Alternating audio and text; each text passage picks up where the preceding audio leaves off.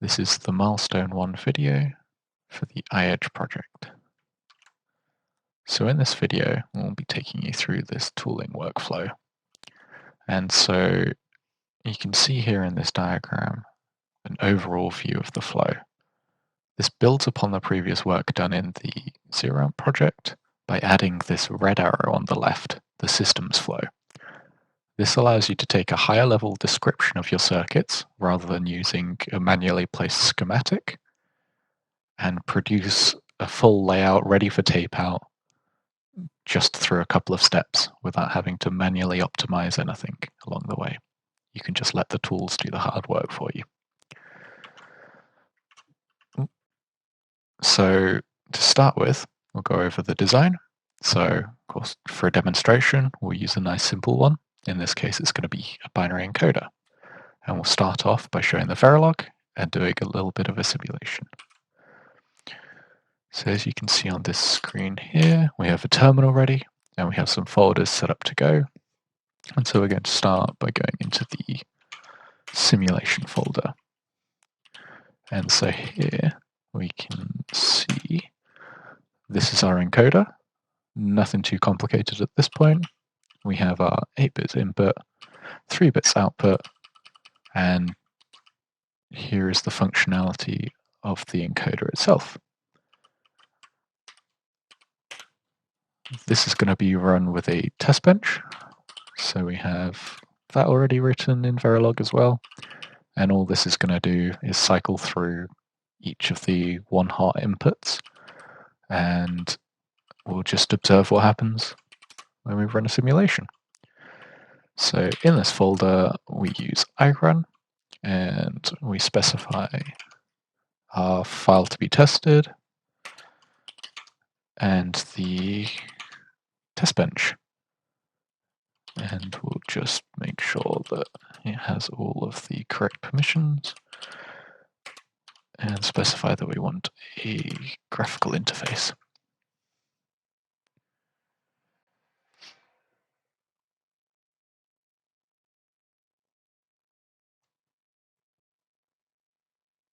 Okay, so let's launch SimVision, where you can select our inputs and our outputs, signals that we're interested in, and send those to a waveform. And we can now specify that we want to run it. In this case, everything interesting happens within 100 nanoseconds. And so we run that, and you can see this cascading input as each of the inputs goes high 1 at a time. And then our output is a binary representation of that. So start with our system that we're trying to design, the binary encoder, seems to be functioning correctly, which is a great start. So we can close all of that down. And now that we've simulated our design, we can start with synthesis. So synthesis over here requires a Liberty file so that we can specify which of the gates we're actually using to map our design across to.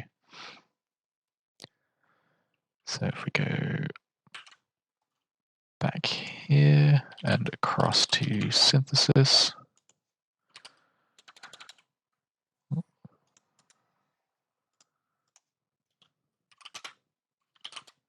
into synthesis, and now this is run using Genus. So to make things a little bit easier, a script is being used here that sets everything up. So we can start by saying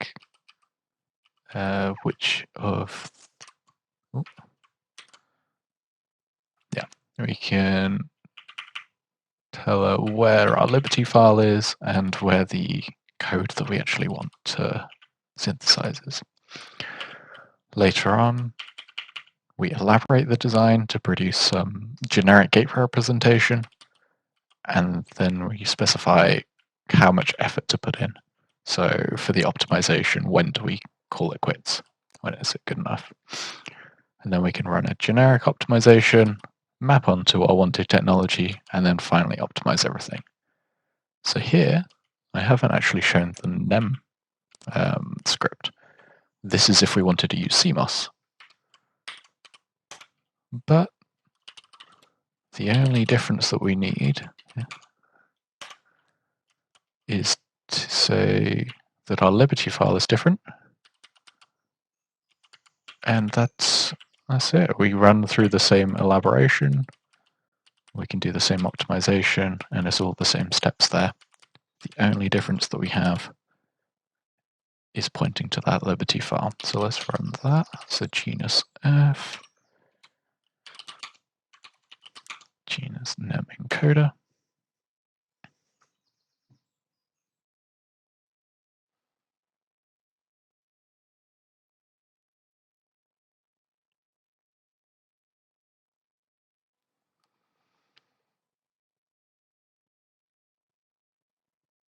Okay, so that's all done. That's synthesized our design. Hasn't taken too long because it's quite a simple design.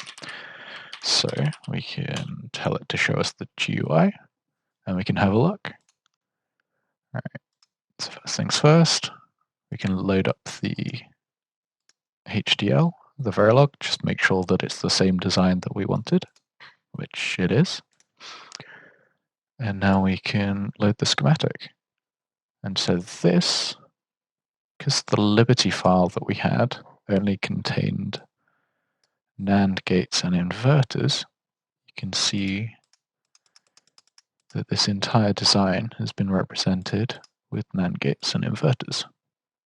And they're all the NEM versions. So they're R gates rather than any others. Okay, so we're happy with that. But what if we're not sure that that fully matches? Do we just trust the tool? Well, luckily, we can go and check for equivalency.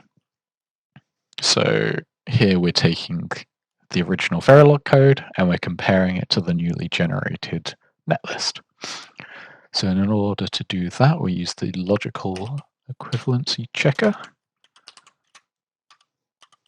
which in this case we don't need a GUI, but we can color everything in instead to make it look a little bit nicer.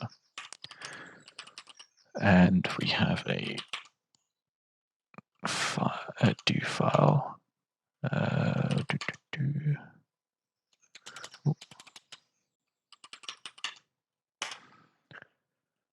Okay, so here it's all looking good. It's compared the net lists, and we can ask for a report. Okay, cool. So we've run the equivalency check, and it says that everything passes. So our synthesized design, we can be confident, is equivalent to our original Verilog code. Can exit here, and we can have a quick look at that do file to just see it's reading in the library. So that's going to be our Liberty file, but in a Verilog format, our original code, and then the output. So the output of our synthesis run through genus came through synthesis and output and encoder netlist, and that was specified in the script. Okay, so now we have a netlist, we have a gate representation using our own gates. We can go on to the implementation stage. So here we're using Innovus, and we're going to place and route. We're going to generate a layout. Okay. I'll just clear the terminal, head back, and go into physical design. All right. So here we'll be using Innovus. And we'll just run that.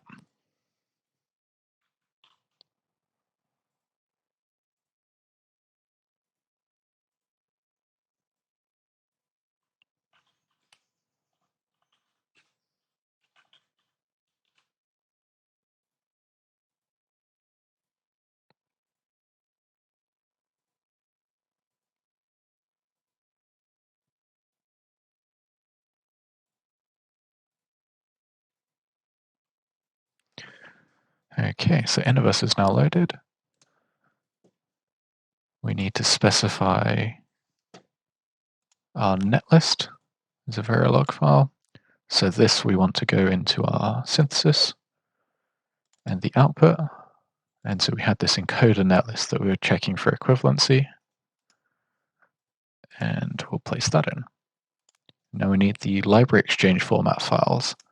So these take our gates that we have and map them onto a known layout. So that's part of our standard cell library. Right. So to start with, we need to make sure that we have the Foundry library exchange format so that all of the interconnect is correct. And so here we're using the high temperature metal. And so this is where the path then differs again from CMOS. So for CMOS, you'd point it towards your CMOS left file, but in our case, we have our own nemgates left file. We can add that in, specify our power net and our ground net, click OK. And so here it's generated the inputs and the outputs. And we can create a floor plan. So here it will estimate how much space you need based off of how many standard cells you have. And here we're just going to be very generous and give a nice outline. So this is our die, or our design if we wanted to place this in some larger system. So what we want to do is add a power ring. So we want both of our rails in there. And instead of metal 1, we want that to be metal 3. And just for now, we'll specify all to be 2 so that the tracks are wide enough and they have some kind of gap between them. Okay, so we've got our power ring there. And at this point, you should probably place your inputs and outputs. So you can do this manually, or in this case, because I've been doing this design over and over again, you can have an I/O file that stores where each of the pins should go. So if we refresh this, everything's been nicely placed for us. Back to the power planning, we can add some stripes. Again, we want our power rails. And we want those to be wide enough. And let's do it with an offset of 30. Ooh.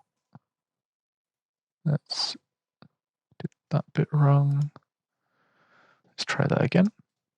Power planning, add a stripe. I used the wrong metal. It should be metal 2. So we want nice vertical strips here as we're going to place our standard cells in. And you'll see in a second that we have some extra power rails going across. Before we can add in those power rails, we need to ensure that we connect our nets properly, because the standard cell might not match the net name that you've given in your Verilog file. So here, in the standard cell, we have VCC with an exclamation point, whereas in our Verilog we just called it VCC all caps. So we just want to make sure that they're attached to each other. And we do the same thing again for the ground. Cool. Now that that's done, we can do a special route.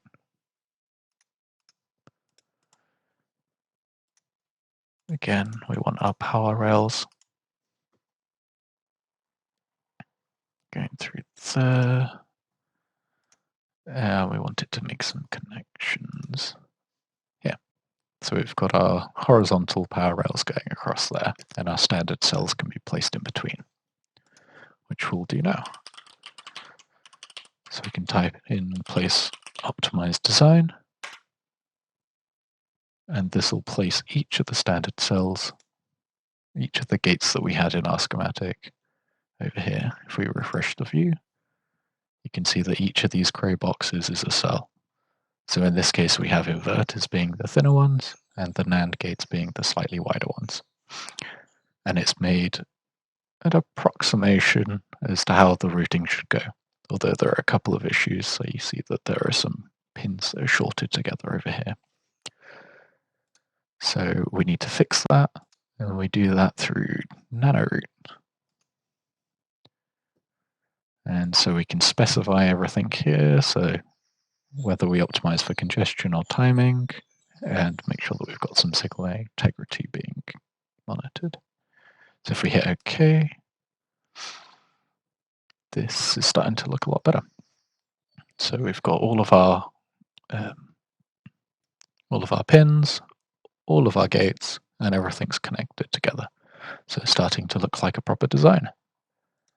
What we can do here is export it. So we're going to save it as a GDS file, and we're going to, in here, physical design, GDS, we're going to call it encoder.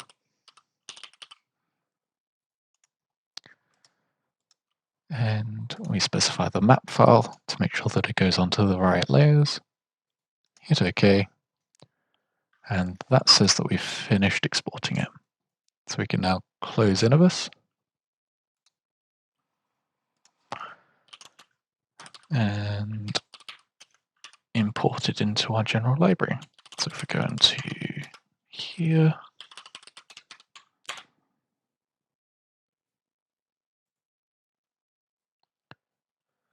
so this comes under this final step, where we've got the end of the arrow. So we're importing everything back into our general library, where you can continue to use the design as you see fit. But I find it's just a little bit more satisfying to see the actual NEM devices in the system rather than just the grey boxes. So if we head back, this is now loaded up.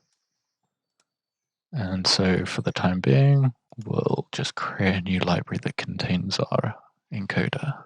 So if we do import, we do stream, and we've got to go into our folder where we had our physical design, GDS, our encoder, open that, we'll create a new library, call it encoder, and make sure that we're translating everything. We'll hit translate. We don't need to worry about those warnings. And so here we have a new library that contains our layout. We load it up, and you have our final encoder. And so it has all of the I/O on the outside, each of our NEM devices all mapped with our power rails going across, and it just took a couple of steps rather than having to manually place absolutely everything here manually. Okay, so that about wraps it up. And so thank you for watching.